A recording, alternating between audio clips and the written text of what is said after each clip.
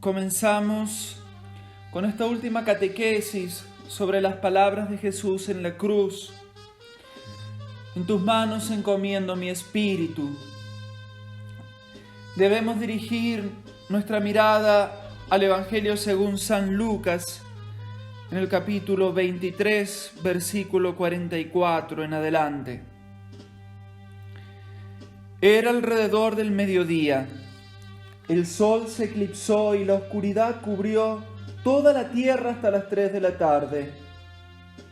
El velo del templo se rasgó por el medio. Jesús, con un grito, exclamó: Padre, en tus manos encomiendo mi espíritu. Y diciendo esto, expiró. Esta es la última frase dicha por Jesús antes de morir. Con esta palabra concluye el diálogo de Jesús con su Padre. Todo el relato de la crucifixión de Jesús es presentado por San Lucas como un diálogo con el Padre. En el inicio, Jesús le dice a su Padre: Padre, perdónalos porque no saben lo que hacen. Y ahora en la última palabra: Padre, en tus manos encomiendo mi espíritu. Y Jesús está encomendando su espíritu en las manos del Padre. Del mismo modo, nosotros debemos colocar la parte más profunda de nosotros mismos, nuestro espíritu, en las manos de Dios. En ese momento se terminan todas las guerras, cuando nosotros finalmente entregamos nuestra existencia en las manos del Padre, cuando le damos todo a Él, cuando le confiamos al Padre todo aquello que deseamos, que esperamos, que anhelamos, lo que queremos, lo que sufrimos, lo que no hemos entendido. Allí está la paz, allí está el fin de todo conflicto. En las manos del Padre, el dolor es iluminado, aunque permanezca el dolor, pero asume otra cualidad. En las manos del Padre se detiene ese movimiento desordenado del hombre que lo lleva a deambular por tantos caminos, el miedo. Porque, ¿cuándo es que se vence el miedo realmente? Nosotros intentamos vencer el miedo no pensando en lo que nos asusta o con el autoconvencimiento de que nada malo nos pasará. Por ejemplo, pretendemos convencernos de que cierta enfermedad no vendrá nunca a nosotros, de que nunca tendremos que afrontar esa grave condición de salud. Entonces pensamos que si nos convencemos de eso, nada nos llegará. Pero el miedo no se soluciona de este modo, porque el autoconvencimiento, en realidad, no es un modo de enfrentarse con el miedo en sí mismo, sino de tratar de pasarlo por alto, de esquivarlo. De algún modo el miedo puede verse engrandecido con el autoconvencimiento. Lo consideramos invencible y por eso es mejor no enfrentarlo. El tema es que cuando nosotros nos entregamos a Dios, las cosas que tememos nos pueden venir al encuentro, pero en ese momento, como Dios está con nosotros, dejan de asustarnos. Nuestra existencia se ilumina y tal vez lo que pretendíamos evitar a toda costa, lo aceptamos voluntariamente. Por dar un ejemplo, alguien podría temer tanto ser despreciado y un día se abandona en Dios, confía su corazón a Dios, descubre que aunque los hombres le desprecien, Dios nunca lo abandonará, Dios nunca le quita su amor, Dios siempre está con él. En ese momento ya no le teme al desprecio de los hombres. Cuando es despreciado, eso ya no le afecta, porque él está firmemente arraigado en Dios. Porque aunque camine por oscuras quebradas, no temeré ningún mal, ya que tú estás conmigo. Aquí el Salmo 23 no está diciendo que no estaré en una oscura quebrada. Sí, la oscura quebrada existe. En la vida se pasa necesariamente por quebradas oscuras. Hay momentos en la vida dolorosísimos, pero si tú estás conmigo, si he confiado en ti, no temeré. Esto es algo que ya no me quita la paz. Abandonarnos en las manos del Padre es el acto de los hijos. Vivimos en lo más profundo de nuestro corazón esa confianza absoluta con el Señor. Y este es un regalo sublime que Jesús nos ha dado. Esto no puede ser un acto meramente personal. Este es el Espíritu Santo que viene en nuestra ayuda y nos da el espíritu de hijos. Este acto de entrega a Dios es un acto libre. Libremente debemos entregarnos a Él. De lo contrario, nuestro corazón puede quedar encerrado, enjaulado dentro de nuestras estrategias, de nuestras soluciones. Cuando estamos enamorados de nuestras soluciones, no nos entregamos a Dios y quedamos a merced de nuestros propios miedos y temores. Muchas veces un hombre o una mujer, antes de llegar a un verdadero acto de abandono, de confianza en Dios, debe ver fracasar los propios proyectos, debe ver fracasar las propias ideas, debe entender que él o que ella no tienen la solución o que su propuesta no es realmente una solución, sino más bien que se convierte en una tortura. Y Jesús entrega lo profundo de su espíritu y así se une íntimamente a Dios, poniéndose totalmente en las manos de su Padre. ¿Y qué son las manos de Dios? Las manos de Dios son las manos del Creador del cielo y de la tierra. Esas manos son las que han creado al hombre del barro de la tierra. Es decir, las manos de Dios saben transformar todo en vida. Las manos del Creador son las manos tiernas del Padre. Basta de tener en las propias manos nuestra existencia. Entreguémosla en las manos del Padre. Debemos entregar nuestra vida en las manos de Dios. Este es un acto fundamental. Sin esto no se da verdaderamente la fe. Sin esto no se da verdaderamente la salvación.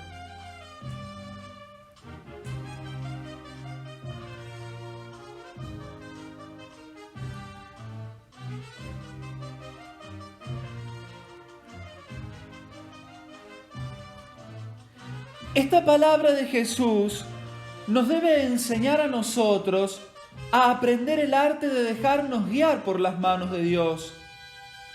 Debemos confiarnos como un niño en el pecho de su Padre. De hecho, en el Evangelio según San Juan, en el prólogo, el apóstol dice: nadie ha visto jamás a Dios. El que lo ha revelado es el Hijo único que está en el seno del Padre. Este texto se refiere al acto de un niño que está apoyado en el pecho de su papá. Es una posición de tranquilidad. En los brazos del Padre uno está tranquilo. En los brazos de Dios se terminan las guerras. En los brazos de Dios se deshace lo absurdo, se deshacen las fijaciones. en tus manos encomiendo mi espíritu. Y nosotros nos debemos hacer una gravísima pregunta. ¿En las manos de quién estamos? Porque nosotros estamos en las manos de alguien. Vivir significa siempre confiar en alguien, apoyarnos en alguien. No hay nada que hacer. La ley de gravedad universal, además de ser una ley física por la cual los cuerpos se atraen al centro de la Tierra, representa una ley existencial. Nosotros, para vivir, debemos apoyarnos en algo o en alguien. Nosotros debemos abandonarnos en algo. Hay gente que se abandona a su propia inteligencia, su mente. Gente que confía en sus propias ideas, en sus propios modos de ver las cosas, en sus propias estrategias, en su propio modo de pensar. Hay gente que confía en sus propias fuerzas, en sus propios talentos, en la propia belleza, en su propio cuerpo, es decir, en su propio ser. Por otra parte, hay gente que confía en las propias cosas, en el dinero, en los objetos, que le dan la identidad.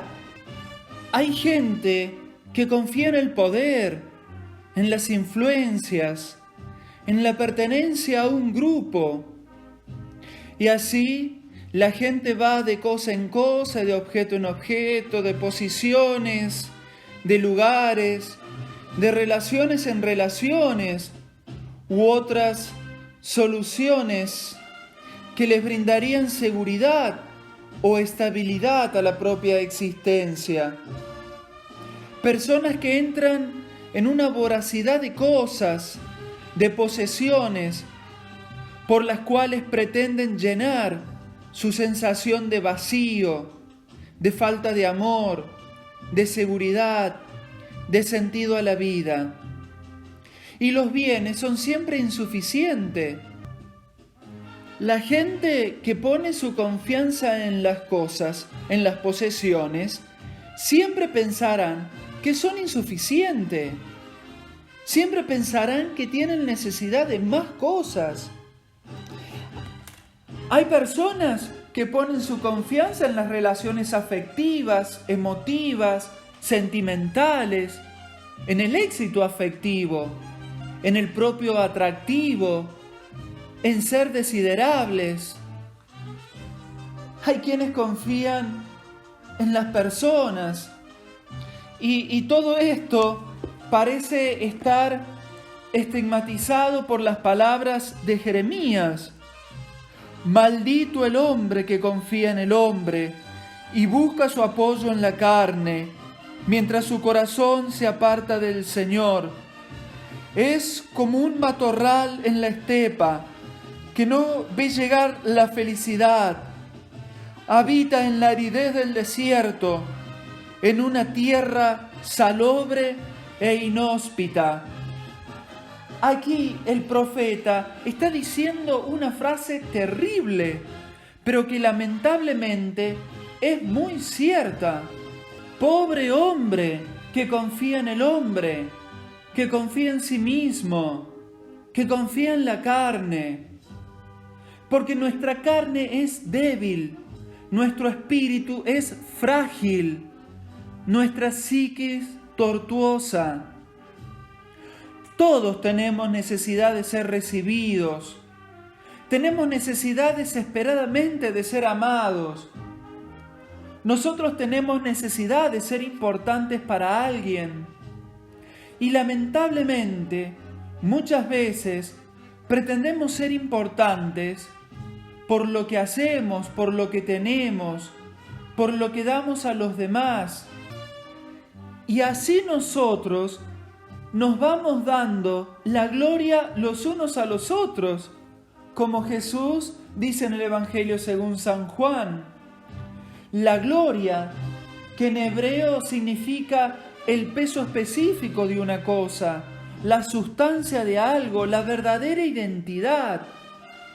Que nosotros la buscamos en una sonrisa, en un aplauso, en un reconocimiento, y pretendemos construir todo nuestro ser a partir de estas cosas, que en realidad todo esto es mucho más pequeño que nosotros. Nosotros somos más grandes que todo aquello que los demás nos pueden dar. Y sobre todo, Dios es mucho más grande y puede darnos mucho más de lo que nosotros, como decía Chiara Corbello Petrillo, Dios puede darnos mucho más de aquello que tenemos el coraje de imaginarnos. ¿Cuántas veces hacemos una guerra entre pobres? Nos pedimos la vida los unos a los otros. Tantas crisis o peleas matrimoniales tienen su origen porque las personas esperan tanto del otro y no se dan cuenta de que esa persona es tan pobre como uno. Una persona tan frágil te da la ocasión para amar. Todas estas desilusiones que son las hijas de nuestras ilusiones. Tantos hombres y mujeres que llevan una rabia amarga en el corazón, porque piensan que la vida no ha sido generosa con ellas. Y en el origen de esos problemas están las falsas pretensiones de cosas equivocadas. Por eso dice Jeremías que el hombre que busca su apoyo en la carne será como un matorral que es salvaje, nace y crece solitariamente. Ese hombre no ve llegar la felicidad. Quien está fijado en un modo de salvación, quien se fija en una estrategia de autosalvación, quien se aferra a cualquier persona, objeto, proyecto, cuando viene el verdadero bien, la verdadera felicidad, no la puede ver, porque está fijado. Piensa que sus ideas son la verdadera solución. Este es un momento de ceguera terrible. No hay nada que hacer. Debemos pasar por el trauma de la separación de nuestros esquemas, de nuestras ideas, de nuestras propias salvaciones y confiar en Dios, abandonarnos en Él. Dejar de querer tener a toda costa esto o aquello. Acá nosotros estamos tocando las cosas neurálgicas de nuestra vida. ¿En qué estoy apoyando mi vida? ¿En quién confío? ¿Dónde me apoyo?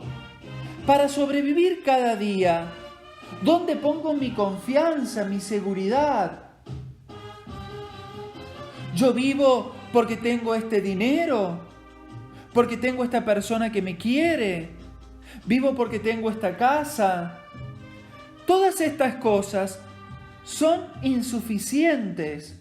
Nunca terminarán de darnos lo que realmente necesitamos.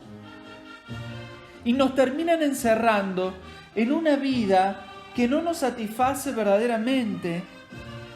Solo en Dios descansa mi alma. Solo en Dios. En Dios. Ahí está el lugar donde se alejan todas estas tensiones, donde se desatan todos los nudos. En el acto de fe es donde uno alcanza la plenitud, la seguridad de la existencia, donde uno se reconoce verdaderamente valioso para alguien, para Dios. Y esa seguridad es la que te da la verdadera serenidad.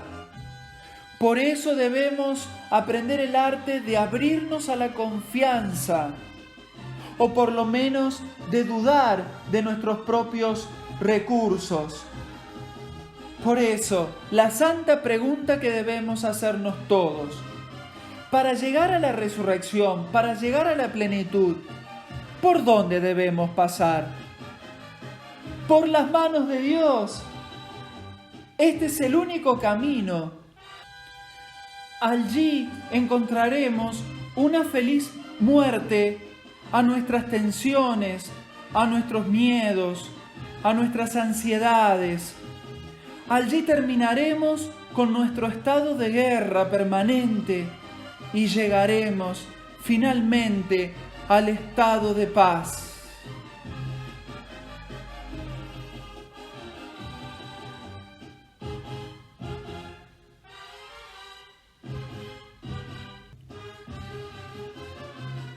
Es interesante cómo San Lucas coloca antes de esta última frase de Jesús que el velo de templo se rasgó en dos.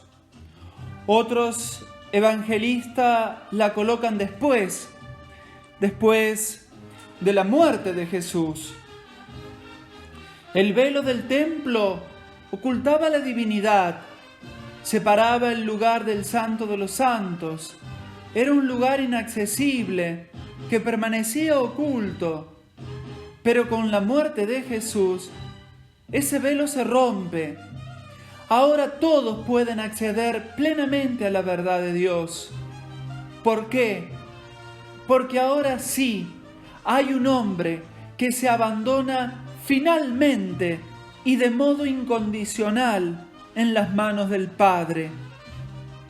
Él se confía hasta el final en Dios. Padre, en tus manos encomiendo mi espíritu. Y nosotros debemos entregar libremente nuestro espíritu a Dios, porque Él no nos lo puede arrebatar, arrancar, sino que espera que se lo demos nosotros mismos. Dios no nos puede violentar en este sentido.